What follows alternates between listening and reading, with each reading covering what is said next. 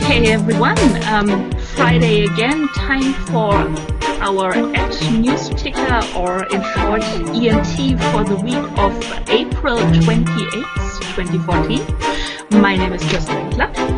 And I'm Chris Dawson. This week we have news from Faradion. Bangalore-based EdTech startup Faradion Technologies has raised a $2 million angel round from William Bissell, MD of Fab India. The funding will be used to further develop the product and to spread into new markets in the US, Asia, and Europe.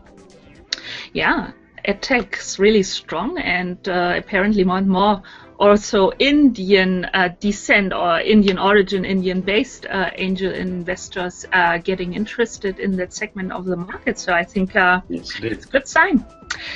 So now something that I find both exciting and a little bit freaks me out as well. Halo Neuroscience, a startup that works on wearable technology, namely a headband to enhance brain functions through electric impulses.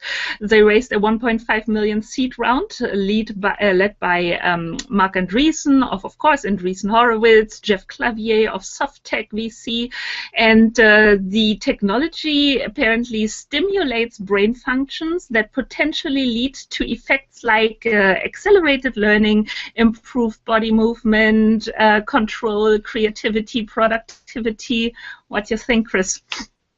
Well, you know, if I can strap a headband on and work faster and better, hey, I'll give it a shot. I agree with you, though, the idea of getting zapped every time I want to work a little faster. Yeah, that was my, also when you read the backstory, when they were assembling, it seems to have started like a garage project, and then he somehow impaired his, I think, eye nerve, not permanently, but yeah, I was also thinking of and then learn faster. a lot lower productivity. Well, we'll see. But if Andreessen Horowitz is involved, it can't all just be, you know, some guy in his garage. So that's a good sign, I guess. Yeah, I think they are taking it to the next level now. So which is probably for us, the normal consumer or even early adopter, more reassuring, I guess. Yeah, so some venture capital is always a good thing when it comes to zapping people's brains. Bloomberg. So EdSurge reports that Bloomberg closed a $5 million Series A round last year from Birchmere Ventures and the Gates Foundation. Previous investors included Learn Capital and Imagine K-12. Bloomberg is a platform in the professional development space, collecting and tracking all data related to teacher training, as well as offering analytics to administrators. So there we have the data topic again. So let's hope they won't see the same demise like In Bloom and yeah. Of course also Connect EDU that just filed bankruptcy after still having received a $500,000 grant by the Gates Foundation. So, right. Yeah. Gates has had a few misses recently, but if I was there, I'd probably change my name and get the Bloom out of there. But hopefully they have a little better experience. Let's move on to our mergers and acquisitions section and start with Inside Track. They are a provider of a one-on-one student coaching, process expertise, analytics, and technology, and they have acquired Logrado, a social mobile student engagement platform used by professional college student coaching programs. Wow. Logrado founder and CEO Brian Coe will join the Inside Track team. Yeah. Excellent. I have news for EdStart. Class Badges, an online tool that lets teachers reward their students with virtual badges, has been acquired by EdStart. Again, according to EdSurge, co-founder and CEO Esther Wojcicki, I hope I said that name right, will join EdStart's board of directors. EdStart was founded in 2012 and describes itself as a hybrid team of educators and technologists, always a good sign. The startup was just recently acquired Exit Ticket, a student response system from Leadership Public Schools. It's a charter network of 4 urban high schools in the San Francisco Bay Area. No, I think that's, again, good news for 2 startups having an exit. I wonder for a startup founded in 2012 how EdStart got all this money from, where it comes from, but yeah. Silicon Valley. Yeah, okay. There's so money no everywhere. Yeah. Yeah. So in other news, we have College Feed, and they are, as you mentioned, Silicon Valley, a Mountain View-based startup. And College Feed is essentially an online social network for higher students with a focus on career prospects. And they have launched a new platform called College Feed for Career Centers. The platform allows colleges and universities to showcase their institution and students to employers and aims to help students find employment quickly and efficiently. And yeah, of course, all graduates, I think, are interested in finding a job rather sooner than later. Absolutely, yeah. My theater major is graduating in a week, and he actually already has a job lined up. So, and he's a theater major. Oh wow! Can't believe it. So. No, but today I also read an article that your philosophy degree can help tech startups. So it's not, and of course then the movement to add the A for arts into STEM and so on. I think, of course, there is potential. And of course, that's great news for your son. So congratulations too, and of course to the father as well. One thing less to worry about. Yeah, definitely. Yes. Start knocking off those bills. So Lynda.com introduced a new course that is targeting parents and educators who want to teach children how to code. And I actually just started this course with my 11-year-old, so we'll see how it goes. The course is hosted by David Gassner and takes parents and educators through the different tools, software, and applications that are available.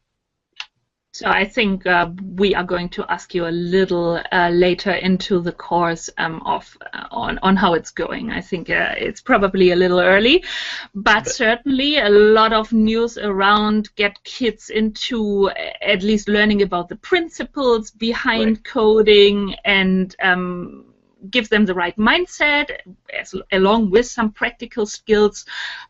I think is never a wrong thing to do. So does your son enjoy it so far? He does, yeah. He came to me actually asking, hey, I want to do this and I don't know how to do it. And I said, hey, have I got the tool for you? Let's go look at this. Let's go look at this course. And so we jumped right in. So yeah, overall it looks. I mean, Lynda.com does high quality stuff anyway, and there's not much on that platform that isn't pretty good. So I think this will be a really nice intro. Definitely. Now Pearson, our education giant friends. So based on the assets of Virtual Nerd, a startup that had to shut down about a year ago, Pearson nevertheless launched a free math tutoring app that gives learners access to over 1,500 video lessons and tutorials aligned with Common Core. So Pearson gives us something for free. Isn't that nice? There is no such thing as a free lunch, though. I will keep our eyes peeled, but it is nice that they were able to make use of the assets that Virtual Nerd put together because they were pretty cool, and it was kind of sad to see them go so quickly. We have Bing in the classroom, formerly Bing for schools, coming from Microsoft, is now available for all schools in the U.S. Bing in the classroom removes all ads from the search results and also prevents the search queries from within school network being used for personalized advertising. So that's actually certainly a shot across the bow at Google, but not a bad one. I would love to see Google be driven to some sort of more school-friendly results, since they sort of remain the one to watch. And I think it's not at all a coincidence that one day later Google actually made an announcement itself about some things for the classroom and of course security and so on. And we can, if you watch the Bing video or the trailer, I don't know, so many things wrong in this video, but we can discuss about this later on. So for the moment, let's start with Barnes & Noble and Yuzu.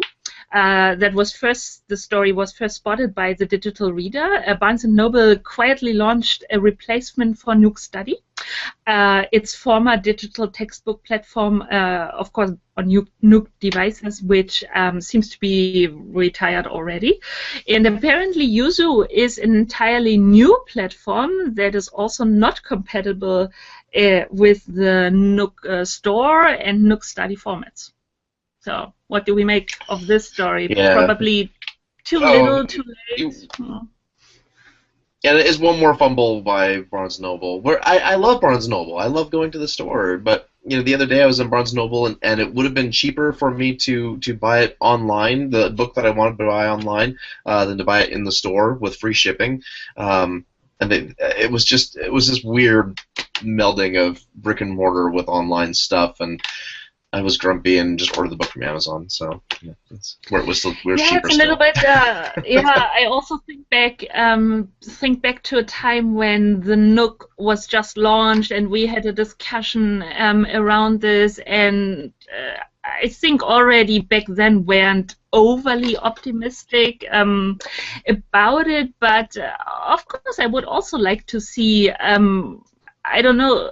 Sometimes you think their ideas are really decent, if not good, but it's execution. But yeah, it's execution. Sometimes I think they don't put 100% behind it. Sometimes it's too late, and as you said, if of course you have a frustrated consumer experience, then it's not really going in the right direction. No, too many other good alternatives, but yeah, it's not dead yet. Well, not. So we have news from Galaxies. Not yet. Soon enough. Yeah. News from Galaxies. Serial EdTech founder Osman Rashid announced his next venture called Galaxies in an event in New York today.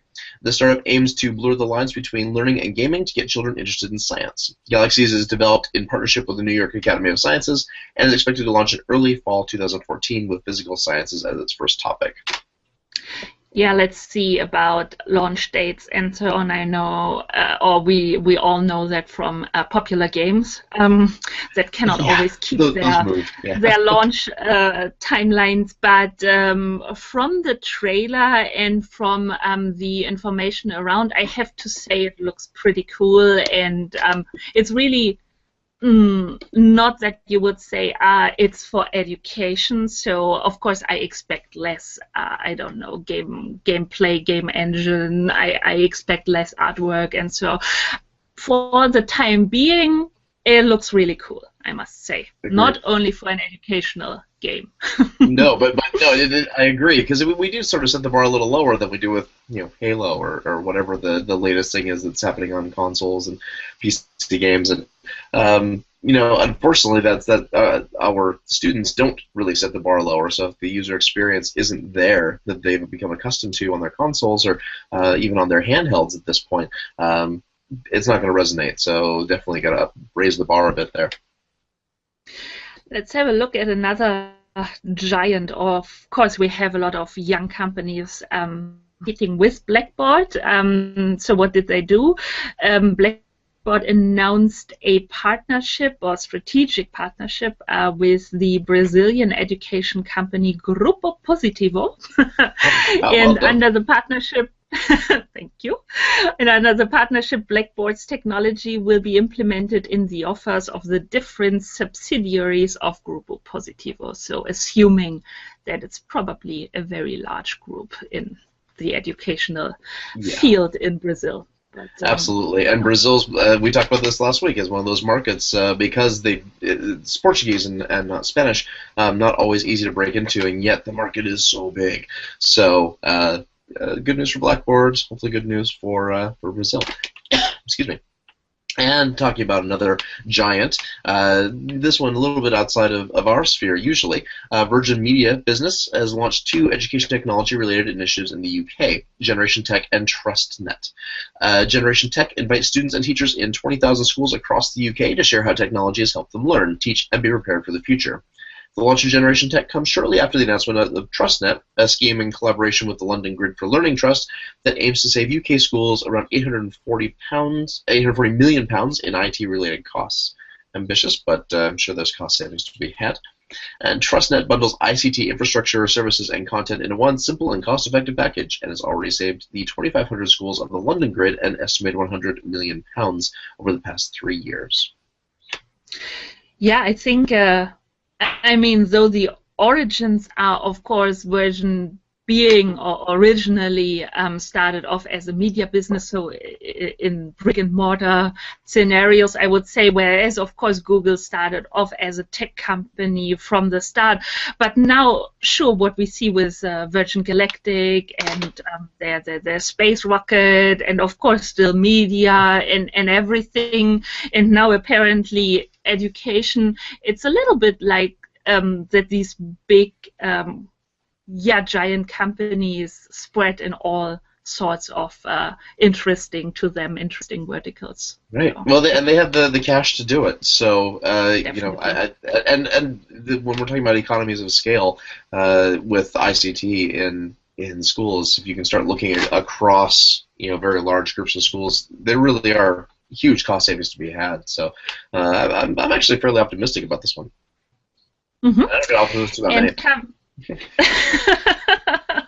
that's a very likable attitude of you. So it's different from how I think, which is which makes a good chemistry or a good balance of two of us in this show.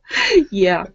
So coming to our dev pool with Connect EDU, you might know, a college and career planning platform filed for Chapter 11 bankruptcy protection Monday night.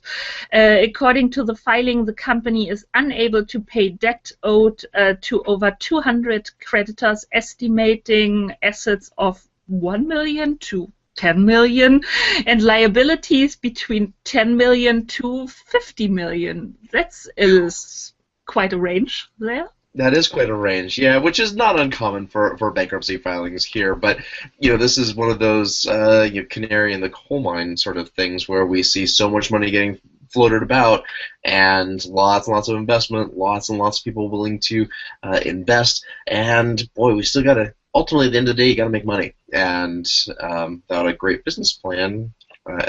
We've talked about this bubble before. I hope we're wrong, but I would rather this not be the beginning of lots of other companies that are going to begin struggling to execute on a business model and pay back their creditors. Mm-hmm. And of course, what I mentioned before, just having secured another 500,000 grant from the Gates Foundation. So sometimes I ask myself, at least for some of the older companies, having existed for some 10 years, let's say, or so, if they really look deep into their data before they are actually giving out these grants, or as you said, putting on more money or giving them more money, even if the business model is either not working or not proven to work someday in the future. So, yeah, another not so win for Gates Foundation, and they make lots of wins, so and they have the resources to have a couple mistakes, which I think that's part of innovation, right? I mean, you're going to have failures, things are going to go wrong, but this is sort of a biggie, just like in Bloom. Not quite as big. A little bit like the 500 startups spray and pray mentality, maybe, and then, as you said, a couple of losses. If you have enough wins, which in my opinion remains to be seen for the Gates Foundation. But so let's close this episode by giving it a title. Maybe The Curse of Gates is appropriate for this week. Oh boy, yeah, I think that's a great title. Seattle native here, and that just that resonates. Well done. Okay, then let's take it. And if you, our dear viewers or listeners, want to have the details on all of our stories of the week, then you can simply go to eduquest.com/ENT24, so ENT and then the number 24, to get, once again, all the details on our stories and headlines of the week.